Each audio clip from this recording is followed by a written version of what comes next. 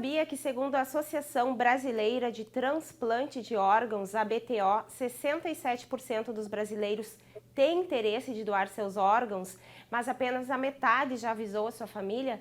Para traçar um panorama sobre as perspectivas das doações e transplantes de órgão no Brasil e falar sobre a importância da campanha Setembro Verde, recebemos no Vitalidade o médico cirurgião Júlio de Oliveira Espinel. Ele é doutorando em Ciências Pneumológicas na URGS, professor de Medicina da Universidade Fevale, preceptor da cirurgia torácica e cirurgia trauma no Hospital de Pronto-Socorro de Porto Alegre, médico cirurgião torácico pediátrico no Hospital da Criança Santo Antônio e médico cirurgião torácico do Hospital Moinhos de Vento. Professor, doutor, seja muito bem-vindo aqui virtualmente no nosso programa Vitalidade. Olá, Tatiane, tudo bem? Obrigado pelo convite. Acho que é muito importante a gente enfatizar nesse setembro que está correndo agora a necessidade da conscientização em relação ao transplante de órgãos e tecidos. E a gente observa aí, pelo número que tu nos puseste, uma grande discrepância entre as pessoas que manifestam em vida algum tipo de desejo de doação de órgãos e tecidos e o que efetivamente acaba sendo concretizado como doação pelas famílias. Eu acho que esse é um ponto inicial para a nossa conversa extremamente interessante. Professor, o que as pessoas que querem, que desejam se tornar efetivamente um doador, né? A gente sabe que tem dois tipos de doadores, os que doam durante a vida, né? Mas os que após a morte, para se tornar um doador, um potencial doador, o que é necessário? No nosso país, no nosso contexto, né, eu vou falar no primeiro momento, que a gente precisa conversar sobre isso, né? Porque, em última análise, quem vai dar o veredito final sobre a doação ou não de órgãos e tecidos são nossos familiares, né? São os nossos pais, são os nossos filhos, nosso cônjuge, né? São os nossos parceiros de vida, né? A nossa manifestação em vida, ela é importante, mas ela não é suficiente, né? Então, o que a legislação brasileira entende é que, além da nossa vontade, manifesta ou não em vida, a gente precisa que os nossos familiares próximos concordem com essa doação. Então, esse é um ponto extremamente complexo, porque é o ponto que a família, quem já passou por esse tipo de situação, sabe, assim, a morte de alguma pessoa próxima é alguma coisa devastadora, assim, do ponto de vista psicológico, mesmo quando a gente está se preparando, que é uma doença que está acontecendo e acaba culminando com óbito,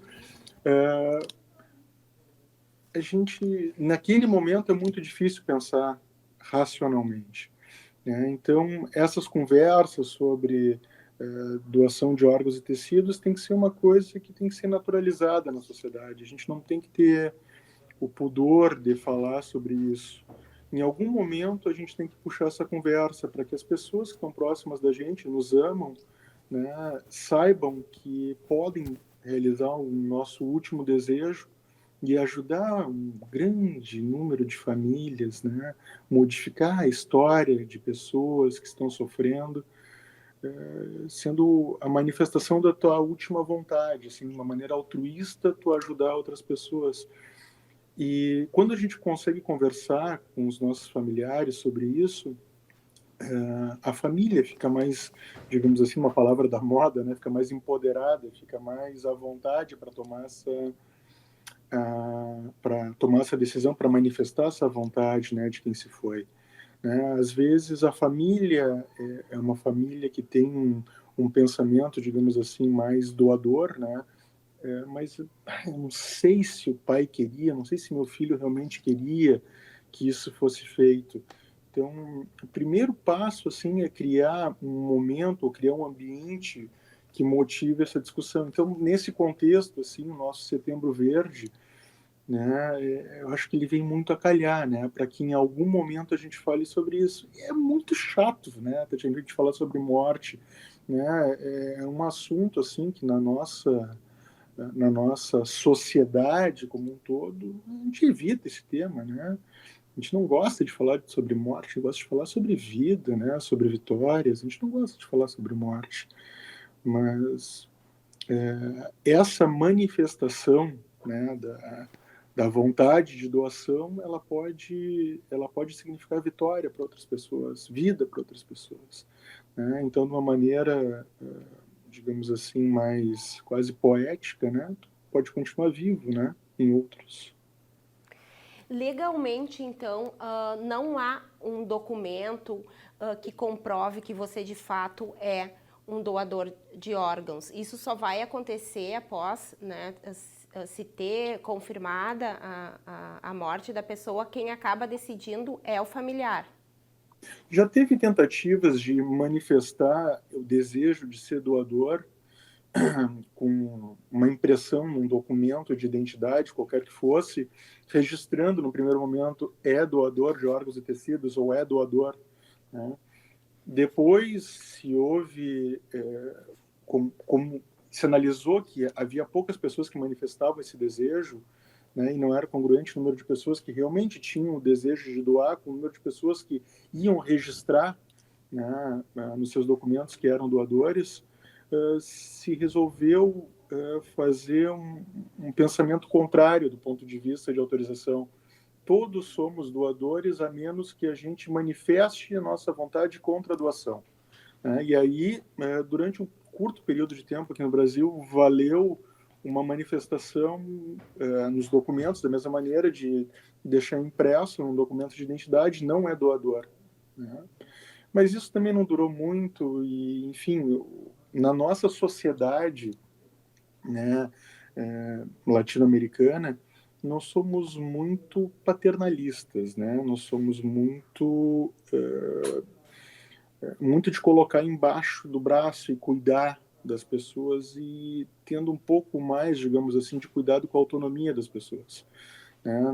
Nas sociedades anglo-saxônicas, norte-americana, né, impera mais o desejo, né, ou a manutenção do princípio ético da autonomia das pessoas. Dessa maneira, né, fica muito mais, digamos assim, cristalino, se você desejar doar o órgão seja doado, né? Mas para nós não, para nós essa tua vontade ela não é suficiente. Você precisa que aquelas pessoas que te abraçam, que te cuidam ou que estão te cuidando naquele momento de vulnerabilidade concordem, né, em fazer essa doação.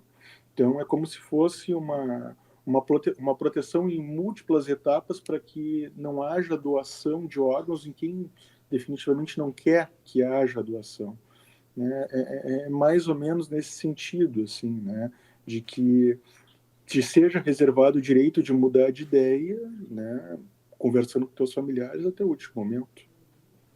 Professor, praticamente todos os órgãos podem ser doados, né? E uma pessoa que está doando seus órgãos, até quantas vidas ela pode salvar, levando em consideração que são órgãos e tecidos também, né? Sim, essa é uma pergunta muito legal. Assim, tem uma campanha da Santa Casa de Porto Alegre que ela tem um slogan muito legal, né? Um salva oito, né? E isso dá uma ideia, assim, um pouco grosseira, né? Da quantidade de vidas que podem ser salvas, porque num determinado paciente, o candidato à doação de múltiplos órgãos e tecidos, o número de órgãos que efetivamente podem ser aproveitados varia muito, né? Varia de acordo com as condições clínicas que cercaram a vida e principalmente a morte daquele paciente. Então, dependendo do tipo de aproveitamento que a gente conseguir ter dos órgãos, a gente pode ter coração, ambos os pulmões, ambos os rins, fígado, pâncreas, córnea, sai com muita frequência, e outros tecidos que tem relato na literatura que podem ser utilizados, mas que no nosso meio não são utilizados, como, por exemplo, o intestino delgado, né? Uma parte do intestino pode ser utilizada, mas no nosso meio a gente não tem equipes para isso. Os programas começaram, mas não conseguiram ir muito adiante, mesmo no mundo, são poucos lugares que tem. Então, o que há efetivamente, coração, programa muito forte, pulmão, que é onde eu tenho um pouco mais de familiaridade, né, com o programa ou com outros programas. Fígado, programa muito ativo, né? Rins, talvez um dos programas mais ativos, córnea. E quanto a tecidos, aí a história fica mais expandida ainda. Você pode ter doação de pele, né? A pele ela não vai ser utilizada propriamente para substituir a pele de uma outra pessoa, mas para fazer curativos biológicos, né? Em pacientes queimados. Isso é muito importante. Um dos hospitais que eu trabalho é um hospital de trauma, onde a gente tem uma UTI de queimados, que é uma unidade de referência estadual, né? E o cuidado com esses pacientes que têm aquela superfície de proteção contra as agressões do meio ambiente lesionada torna aquele paciente extremamente vulnerável. Então, a gente ter pele de um doador de tecidos é muito importante. Essas peles são tratadas, acondicionadas num banco de tecidos e utilizadas, né?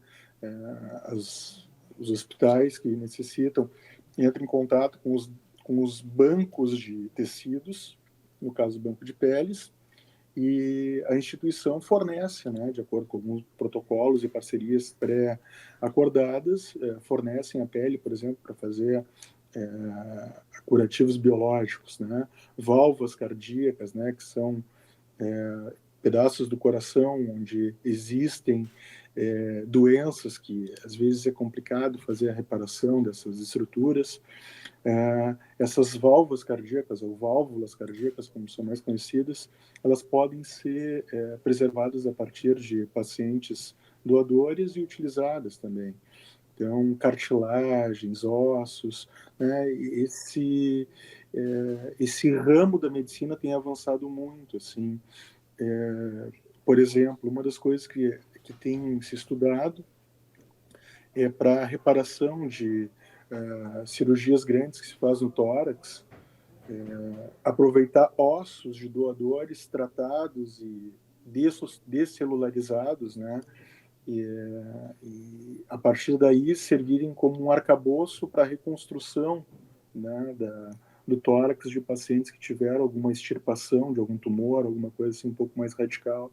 Então essa é uma área que se desenvolveu muito, né, de aproveitamento de tecidos.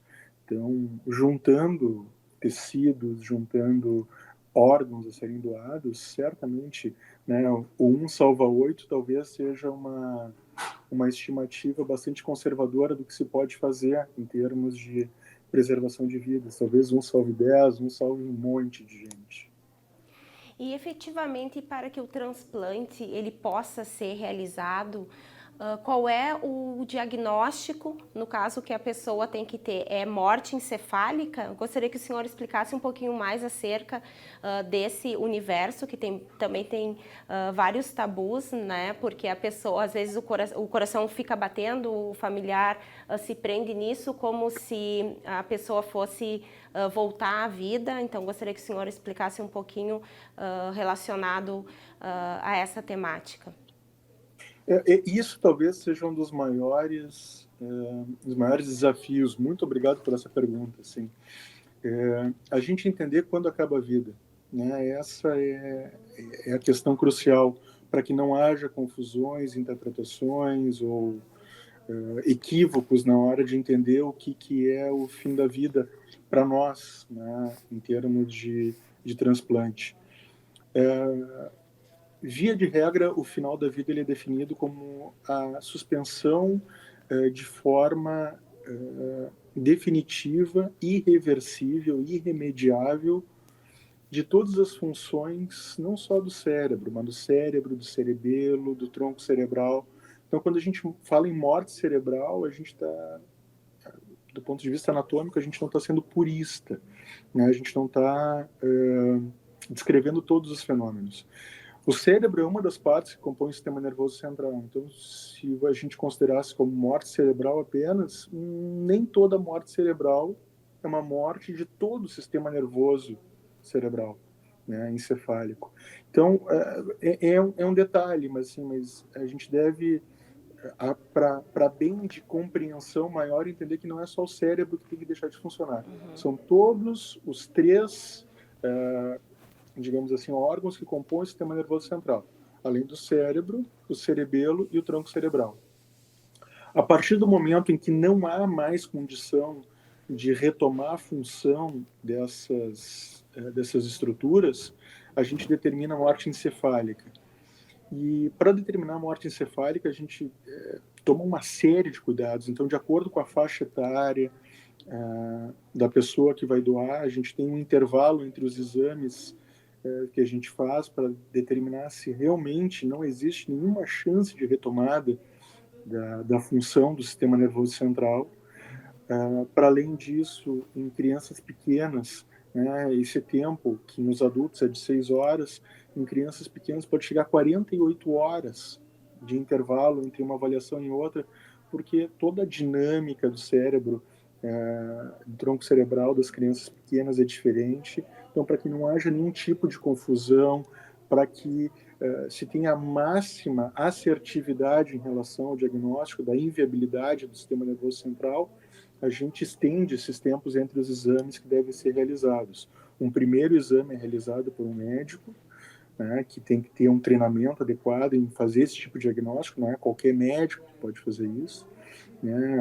A Associação Brasileira de Transplante de Órgãos, ela tem sido muito parceira em termos de treinar médicos de emergência, de UTI, que são os médicos que mais frequentemente lidam com esses casos de fim de vida, para determinar a forma adequada de determinar a morte. Né? Então, não é um médico com uma formação geral que é automaticamente habilitado a determinar a morte, pelo menos a morte encefálica de um paciente.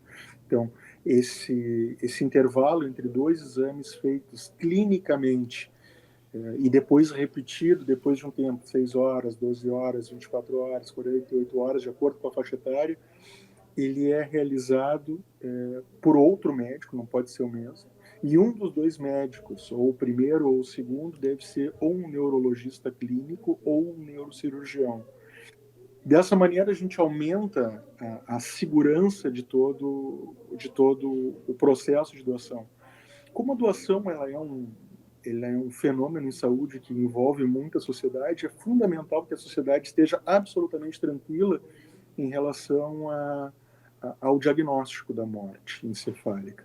Não pode restar nenhum tipo de dúvida. Assim, mas e se houver alguma dúvida, se usou algum remédio que pode mascarar? É verdade, existem remédios, intoxicações para medicações que podem atrapalhar completamente o exame físico e mimetizar um quadro de irreversibilidade. Né?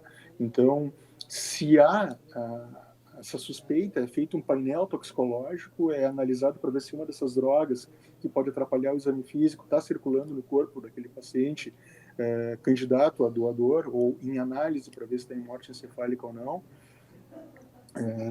E esse perfil toxicológico é analisado e, dependendo do que é identificado, o que a pessoa utilizou, ou para tratamento, ou para tentativa de suicídio, ou para o que quer que seja, isso é levado em conta, e às vezes a gente ou alarga ainda mais o intervalo entre os exames, ou até declara que aquele exame físico ele é impossível de ser realizado e aquele paciente é descartado, né, de ser declarado em morte encefálica para fins de doação de órgãos e tecidos.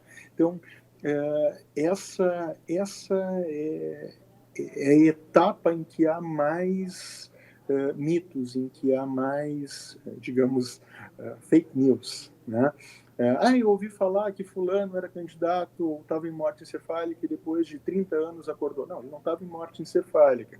Ele estava com alguma outra condição clínica que não a morte encefálica e que, devido a uma neuroplasticidade do sistema nervoso central, depois de muito tempo, conseguiu retomar algumas funções de vigília, conseguiu interagir com as pessoas, mexer a mão, abrir o olho, falar. Então, são coisas maravilhosas que acontecem, que às vezes a gente não tem um domínio pleno do tempo que isso pode acontecer, mas sabe que isso pode acontecer. E esses pacientes que têm algum tipo de fluxo sanguíneo para o sistema nervoso central, têm algum tipo de atividade neuronal detectada nos exames físicos ou nos exames complementares que a gente faz ao exame físico, se existe alguma dúvida de que existe viabilidade, existe chance de recuperação, mesmo que muito baixa, esse paciente não é tido como um paciente para doação de órgãos. A gente sempre, obviamente, vai tentar preservar o nosso paciente vivo com o sistema nervoso central funcionando para poder interagir com sua família, poder ter algum tipo de vida digna. Professor, e o senhor falou, né, um pouco das questões éticas, né? Quais seriam as outras questões éticas que o senhor acha que estão mais relacionadas ao processo de transplante? O senhor que é professor também aqui da Universidade Fevale, né? E se a questão religiosa, ainda no século XXI, ela interfere sobre essa demanda de ser ou não um doador? De novo, assim, pergunta perfeita. Eu vou começar pela segunda parte, assim, as diferentes religiões, né, as diferentes formas de entender a espiritualidade, todas acabam se unindo e apontando para o mesmo lugar, como a doação de órgãos e tecidos sendo um gesto de benevolência, de alteridade, um gesto positivo de oferecimento de uma parte de si para outra pessoa continuar vivendo. Então, essa forma de doação sem nenhum tipo de contrapartida faz com que todas as religiões entendam isso como um ato positivo, né? Nenhuma das grandes religiões com as quais a gente consegue obter dados e estudar, né, as grandes religiões do mundo ocidental, oriental, manifestam-se contra a doação de órgãos e tecidos. Nenhuma. Né? Mesmo algumas religiões, como Testemunhas de Jeová, que têm algum tipo de restrição ao uso de sangue, transfusão de sangue, mesmo essas matrizes religiosas, elas entendem que a doação de órgãos, obedecido a alguns critérios e não continuando sem aceitar a doação de sangue nesses transplantes, o que acaba sendo, às vezes, do ponto de vista prático, muito complicado, fazer um transplante sem transfusão de sangue, mas, pelo menos em tese, tendo como a doação e o recebimento do órgão como algo factível. Todas as religiões fazem isso.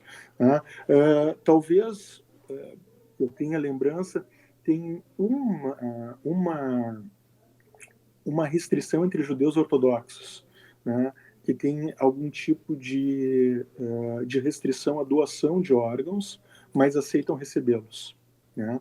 Então, até o programa de transplantes de Israel acaba, na hora de analisar os pacientes candidatos a receberem órgãos, né, então que estão na fila de espera, levam isso em consideração. Se você é da matriz ortodoxa, você não ganha prioridade na lista. Se você é judeu não ortodoxo, você sobe na lista. Porque se em vida eu topei doar meus órgãos, nada mais justo do que eu seja priorizado em relação a quem não topou ter seus órgãos doados. Então, é uma questão ética bastante interessante que no mundo hebraico suscita muita discussão. Assim, se eu topo doar meus órgãos, ou se eu já doei órgãos, se a minha família já doou, eu devo ser priorizado na lista de recebedores de órgãos se um dia eu precisar? Sim ou não? Essa é uma das diversas discussões éticas e bioéticas que a gente pode puxar. Existem outros transplantes, né, que podem ser então uma fase muito inicial de desenvolvimento, mas pode se instalar como forma de tratamento usual daqui a um tempo. Vou citar dois que geram bastante discussão. Um é o transplante de face, né?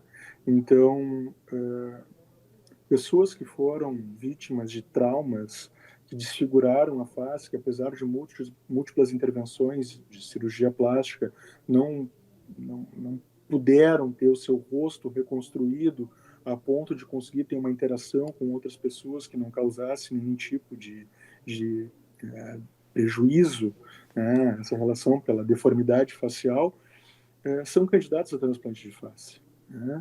Então, essa é uma cirurgia extremamente complexa, já foi feita algumas vezes, mas Já foi tem feita uma no Brasil? dificuldade. Não, não, fora. É, tem algumas fotos de um paciente norte-americano pós-guerra, né, com trauma complexo, um paciente chinês também, com tumor facial que tornava essa pessoa absolutamente dismórfica, assim, né, com interação social muito prejudicada. E se coloca um outro rosto nessa pessoa. Então, aqui, a grande questão é as outras pessoas olhando para aquele familiar com outro rosto, conseguirem reconhecer a mesma pessoa, né? E até as próprias pessoas submetidas a esse tipo de transplante devem passar por uma avaliação psicológica muito grande para conseguirem se reconhecer como o que são naturalmente, né? Essa é uma grande questão, né? Mas por enquanto, assim, é mais anedótico, esses casos são muito esporádicos, né, do que algo sistemático, mas aí reside algumas fantasias, né, em relação ao transplante, né, mas em relação à face, isso realmente pode ser um obstáculo grande. Um outro exemplo muito interessante de a gente citar é o transplante de útero, né. O transplante de útero ele pode ser realizado entre mulheres em idades férteis, né, que não têm uma possibilidade de gestar, e esse útero é implantado na cavidade abdominopélvica de uma mulher, só que esse útero ele não vai poder ser fecundado por um intercurso sexual normal, não vai ser uma fecundação natural, ele vai ser útil para aquela mulher se tornar mãe a partir de uma inseminação artificial. Então você implanta um órgão, faz uma inseminação artificial, obtém uma, duas gestações, que são gestações de altíssimo risco, e depois de um tempo você extirpa o órgão, porque não valeria a pena manter uma carga de imunossupressão para manter um órgão que não vai mais ajudar aquela família ou aquela mãe a aumentar o número de filhos.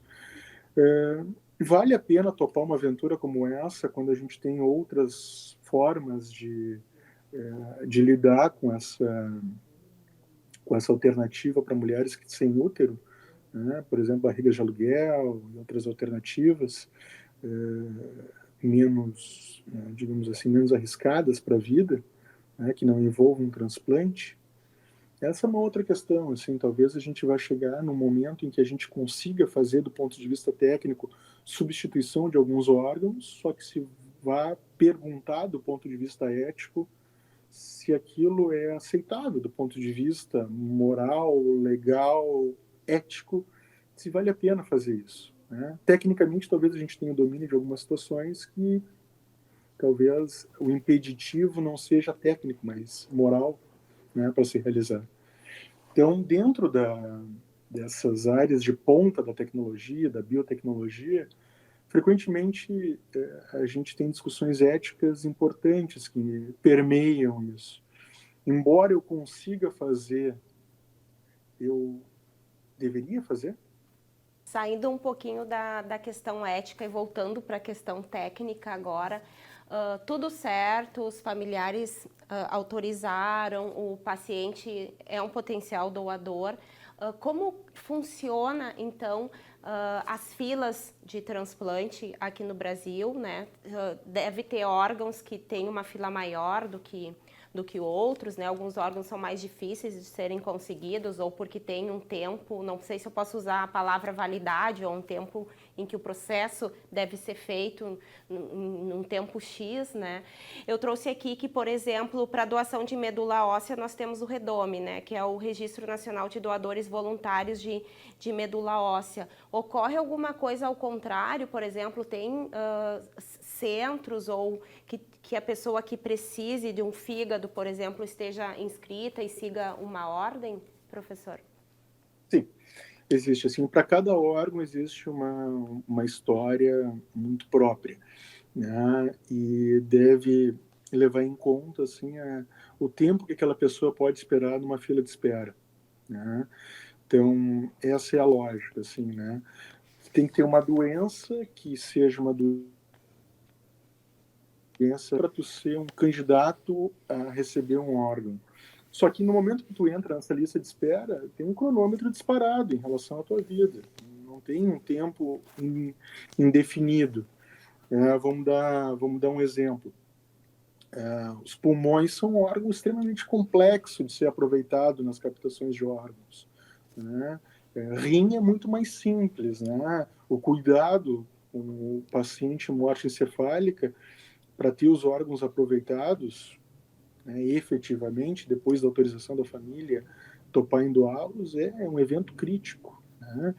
E aí existe uma outra discussão ética, de novo, assim, numa UTI cheia de pacientes, tu dedicar tempo e recursos, que às vezes são escassos, né, para um paciente em morte encefálica, preterindo daqui a pouco um outro paciente que tem chance de continuar vivo, é moral e eticamente aceitável? Bom, mas precisa ser feito, né? Para a gente conseguir transplantar, esses pacientes têm que ser mantidos e com bons médicos, com bons equipamentos, com muita atenção para que a doação consiga ter sucesso. Então, rins são muito mais aproveitados do que pulmões. Tá? Rins, de cada 5, 4 a gente consegue aproveitar. De pulmões, de cada 5, 1 a gente consegue aproveitar. Por toda essa lógica de deterioração dos órgãos, mesmo no paciente ainda em morte encefálica, digamos assim, mantido na UTI. E o paciente que, por exemplo, recebeu um rim, é um paciente que está sofrendo, tem uma doença renal terminal, uma qualidade de vida horrível, né, chance de morte real, mas eles têm uma forma de substituição do órgão, né, que é a hemodiálise, né, ou a diálise peritoneal, que faz com que esses pacientes consigam esperar em lista de espera efetivamente alguns anos, né. Essa mesma realidade não é a mesma, por exemplo, para pulmão. O paciente que tá aguardando um transplante de pulmão é um paciente que esse cronômetro está correndo numa outra velocidade. A sua doença terminal, ela determina que a sua expectativa de sobrevida seja muito mais restrita. Então, o momento para tu listar esse paciente, o momento para tu acionar ele como um real receptor, né, que são dois momentos diferentes. Uma coisa é tu encaminhar para um centro de transplante, outra coisa é tu efetivar ele realmente como um receptor potencial de órgãos e tecidos, né? Esses tempos têm que ser muito adequados para a chance que esse paciente tem. Se eu sei que a doação de pulmão é uma doação que custa mais tempo, que nem todos os doadores conseguem ter os seus pulmões aproveitados para serem doados, e esse timing é crítico. E dependendo do critério que eu utilizo para colocar os pacientes em lista de espera, se fosse, por exemplo, só o tempo, como foi durante muitos anos, quem foi listado vai entrando, né, em ordem de chegada. E quando pinta um órgão, a gente oferece para o mais antigo da lista, né? Esse critério, em muitos países, já foi absolutamente superado. E para pulmão existe uma onda crescente para substituir essa ordem cronológica de chegada por um score de gravidade, onde múltiplos itens são analisados: doença de base, expectativa de sobrevida, expectativa de sucesso do transplante. Isso aí é também uma coisa, né? Não adianta o paciente estar um tempão na lista, ter uma doença super grave, mas a minha expectativa, com base em outros pacientes que já foram transplantados, para esse paciente real, ser uma sobrevida muito ruim, né? Talvez esse não seja o melhor receptor desse órgão doado.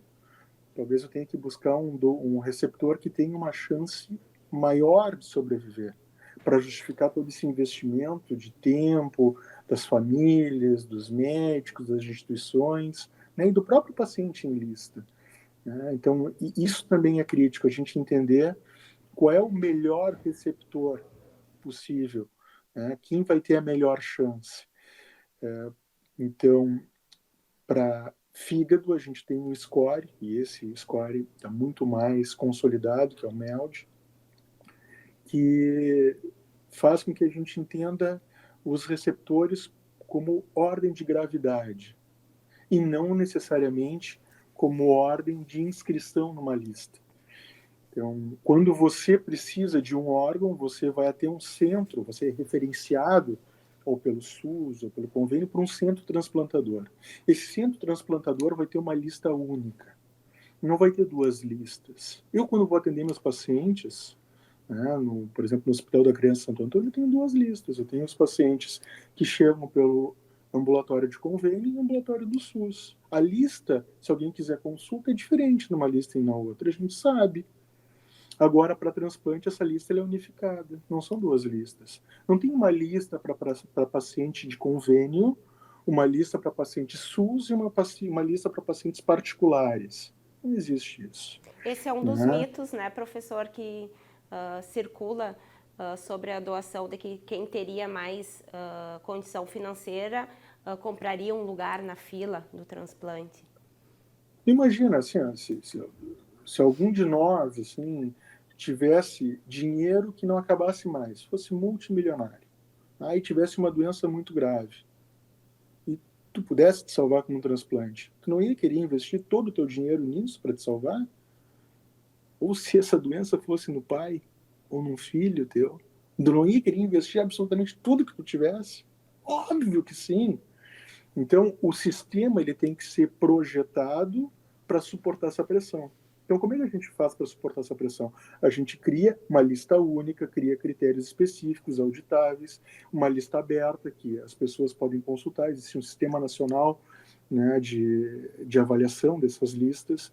Existe um cadastro dos pacientes transplantados que pode ser verificado depois, né? Então, se alguma coisa muito diferente ocorrer, as equipes de transplante vão responder por isso, né? Não, por que tu fez dessa maneira?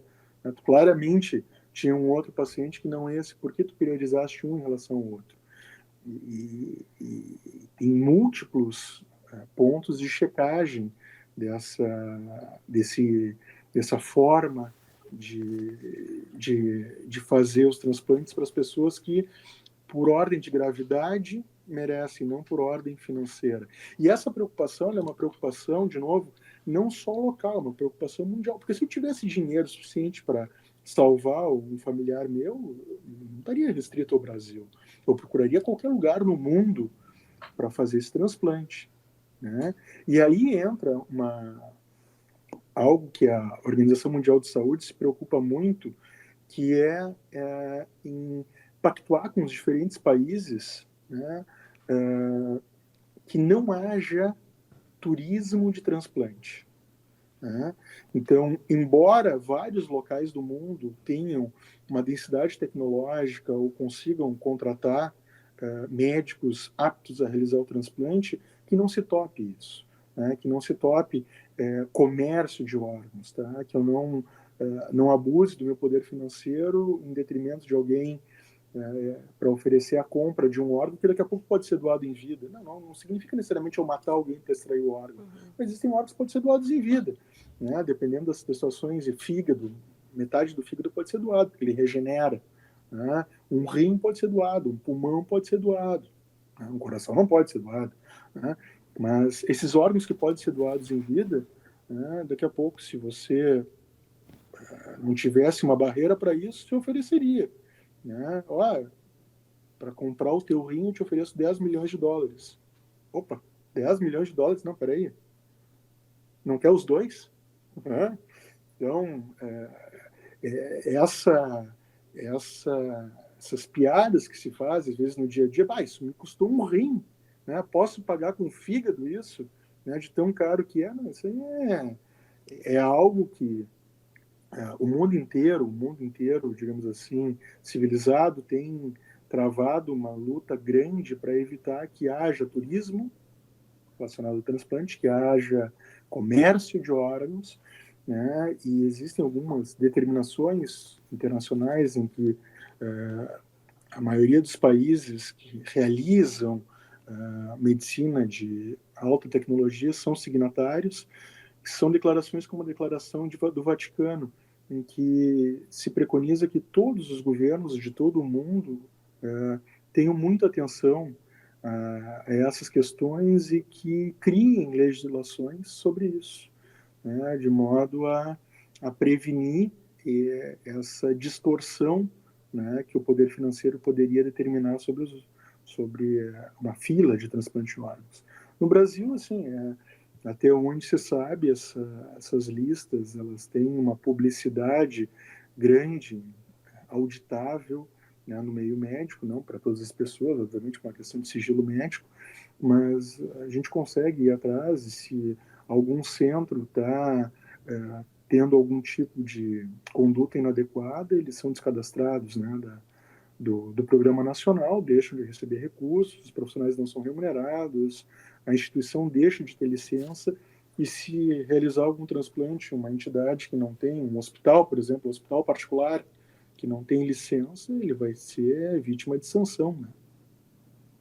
Falando-se um pouco após o transplante, professor, se fala no termo sobrevida, por exemplo, se cada órgão ele tem uma estimativa de vida e se a pessoa ela consegue ter uma boa qualidade de vida com todos os remédios e o senhor falou imunossupressores, né, que garantem Isso. então que o órgão não seja rejeitado pelo organismo original.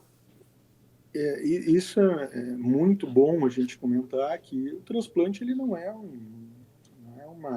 uma mágica que é realizada e faz com que as pessoas que têm qualquer tipo de doença sejam absolutamente reabilitadas como um todo, né? Existe uma série de regramentos, né, que, do ponto de vista científico, são tomados e para a gente entender quais são os pacientes que podem se beneficiar do transplante.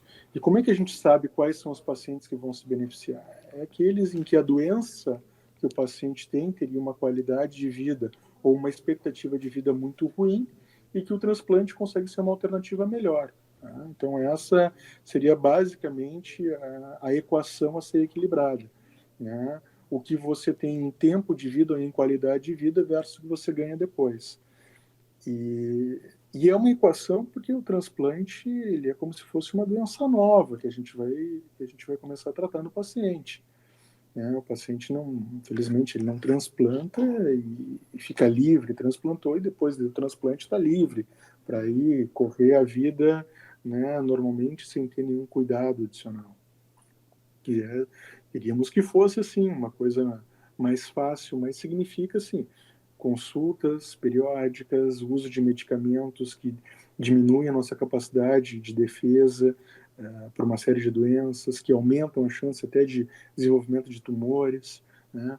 Então é um balanço difícil, assim. Então a gente, em alguns órgãos, tem décadas de sobrevida, né? Décadas. Tem uma vida quase completa pela frente, né? Transplante renal em crianças, a criança vai viver quase uma vida inteira comparado com um não transplantado, né? Claro, sendo um pouco otimista. Agora, um paciente que transplanta, por exemplo, um pulmão, que é um dos órgãos que tem a pior sobrevida, né? 5 anos, 10 anos, é uma expectativa de vida em que cerca de 60% dos pacientes, né, dependendo da doença que levou ao transplante, chega ao 5º ano de vida e 40% chega ao 10º ano de vida. Então, é uma realidade muito mais, digamos assim, tímida, né, em termos de ganhos de tempo de sobrevida. Aí no transplante pulmonar, o transplante cardíaco, a principal questão é a qualidade de vida que a pessoa vinha levando no momento que foi indicado para o transplante. Era uma vida muito ruim, né? Uma vida com muitas limitações, muito desconforto. Então, se tu perguntar para aquela pessoa se ela topa até não viver mais, mas viver com menos falta de ar, né, com menos limitações, a resposta é de se prever que seja assim. Né? Então, para alguns órgãos a gente tem um tempo de vida pós-transplante muito longo, para outros bem mais curto.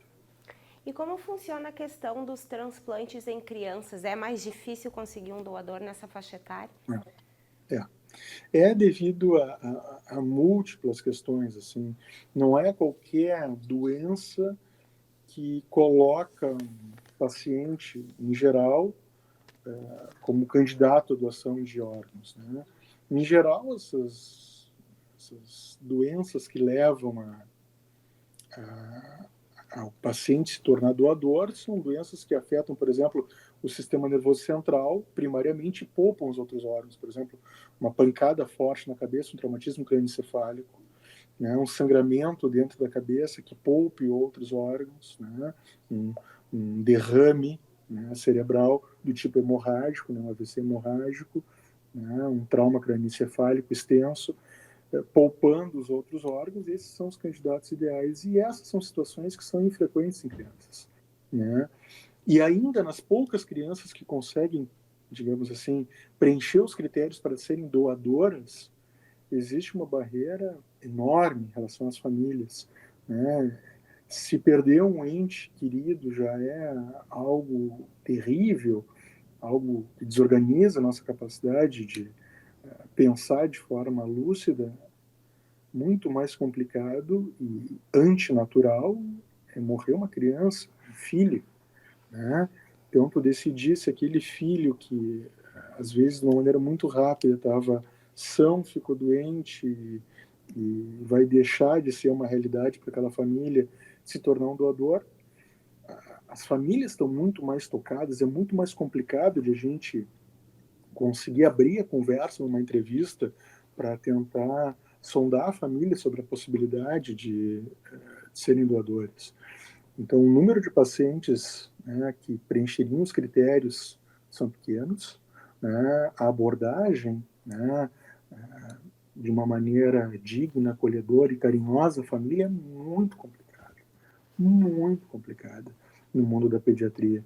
E, e o tamanho dos órgãos é crítico também, né? Então, para uma criança pequena, né, que precisa receber um coração, preciso que uma outra criança com um coração de um tamanho 10, 20% maior ou menor, né, tenha condição de ser doadora. Eu não consigo fazer uma adaptação no coração de um adulto ou de um adolescente. É muito complexo. Alguns órgãos admitem uma citorredução, tu diminuir o órgão um pouco para adequar ele. Mas mesmo isso tem limites, assim, a gente não tem uma grande possibilidade, né, de adaptação. Então, no mundo da pediatria, o número de transplantes é menor, o número de centros habilitados a realizar essa cirurgia de tal complexidade é muito menor do que no de adultos, né? E é um desafio para as instituições que esses programas de transplante em pediatria existam e consigam se manter com esse número de transplantes realizados pequenos. Então é difícil a gente manter até as equipes bem treinadas para essas situações. Professor, como a pandemia do coronavírus ela impactou tanto nas doações, né, no processo de transplante, se aconteceu isso de alguma forma? Sim. Ainda hoje pela manhã, conversava com um colega que chefia uma equipe de transplante de pulmão e ele me referia a isso, sobre o impacto da pandemia no transplante. Quando a gente chegou no pico da pandemia, em 2020, né, na metade do ano, e nos primeiros meses deste ano de 2021, muitos sistemas colapsaram. A gente não conseguia ter leito para atender pacientes nem os mais diferenciados. A gente teve que fazer uma série de adaptações com um esforço muito grande de todas as pessoas envolvidas nesse time assistencial. Então, nessa situação, se pensar em conseguir aproveitar órgãos para doação era muito difícil. A gente tinha dificuldade de conseguir ventilar os pacientes, de conseguir máquina para ventilar, de conseguir um profissional adequado para passar mais uma noite cuidando daqueles pacientes. Então, fora as características específicas que a gente deveria analisar para decidir se um determinado paciente, no contexto de Covid, pode ser um doador ou se esse paciente pode continuar sendo um receptor, a gente tinha uma questão logística muito grande, né? Era muito complicado a gente conseguir manter um serviço, digamos assim, livre de Covid, para conseguir fazer transplante sem botar em risco os receptores. Alguns serviços no mundo, né, que a gente agora começa a ter contato com essa experiência deles, né, nos relatam assim, que era um desafio grande, mas que era possível. Né? Então, com um grande cuidado para rastrear pacientes, né, que podiam estar infectados, com um grande cuidado para não contaminar as equipes de transplante, né, para não perder recurso humano, com grande cuidado para a gente ter um local onde colocar esses pacientes, né, de uma maneira que proteja pós-transplante e consiga fazer a reabilitação pós-transplante, consiga fazer o programa de consultas regradas, né, a adequação das medicações pós-transplante. Então, é um conjunto de coisas complexos que tinha que ser adequado. Então, na nossa realidade, o que aconteceu foi que a maioria dos programas de transplante praticamente zerou os seus transplantes. Né? Então, em alguns momentos da pandemia, onde se achava que não se tinha tudo isso que a gente comenta de infraestrutura equacionado e adequado, os programas adormeceram. Né? Não se fez porque não se percebeu isso como seguro. Agora, num momento em que a vacinação vem aumentando, em que a gente começa a ter um pouco mais de folga para pensar em espaços dentro dos hospitais sem Covid, a gente tem que ter muito cuidado em rastrear esses possíveis doadores quanto ao Covid. Né? Então, existem as janelas imunológicas que o paciente pode estar, então é fundamental que a gente consiga conversar com a família, além de eles toparem doar os órgãos, eles têm que abrir as informações em relação às circunstâncias da morte, familiares ou pessoas que tiveram contato com aquele paciente nos últimos tempos, para a gente conseguir estratificar o risco que existe em relação à chance daquele paciente ter Covid. E, de outra maneira, os pacientes que estão listados nos programas de transplantes, a gente tem que ter um controle muito grande se eles estão infectados ou não estão infectados.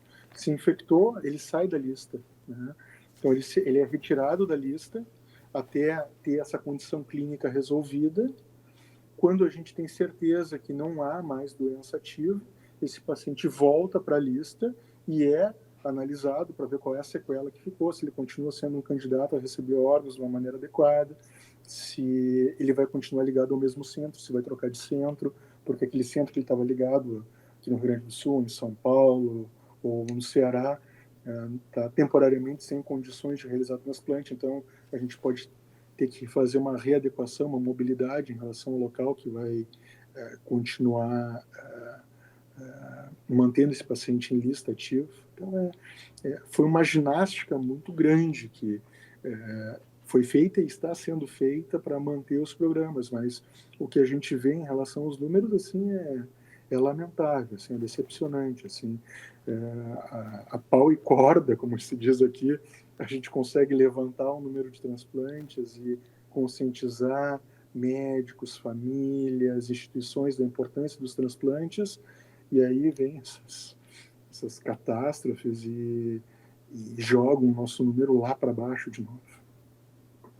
Professor, estamos nos aproximando do final do nosso programa. O tema é super complexo, né? O senhor trouxe muitas informações a respeito do transplante e também da doação de órgãos, e gostaria que fizesse um fechamento, assim, as suas considerações finais sobre o termo, alertando a população sobre o que realmente é imprescindível que saibam, né, sobre esse assunto. Então, assim, Tatiana, então, iniciando a conclusão da nossa intervenção, é muito bom ser convidado para falar sobre transplantes.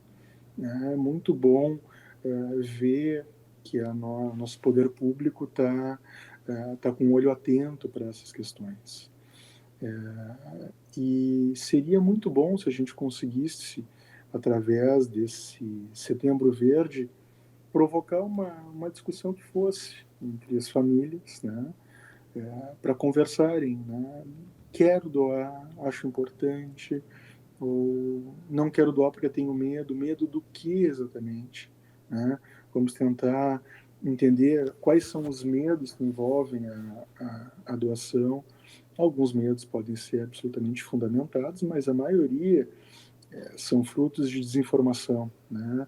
De fontes de informação inadequadas, e com boa informação, com uma boa, digamos assim, leitura das informações científicas disponíveis, né, nos sites como na Associação Brasileira de Transplante de Órgãos, a gente consegue ver que o processo ele é confiável, né?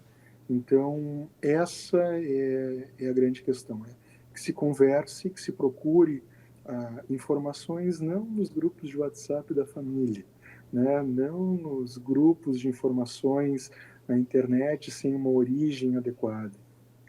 Cada vez mais procurar informação, né, tem sido difícil, né?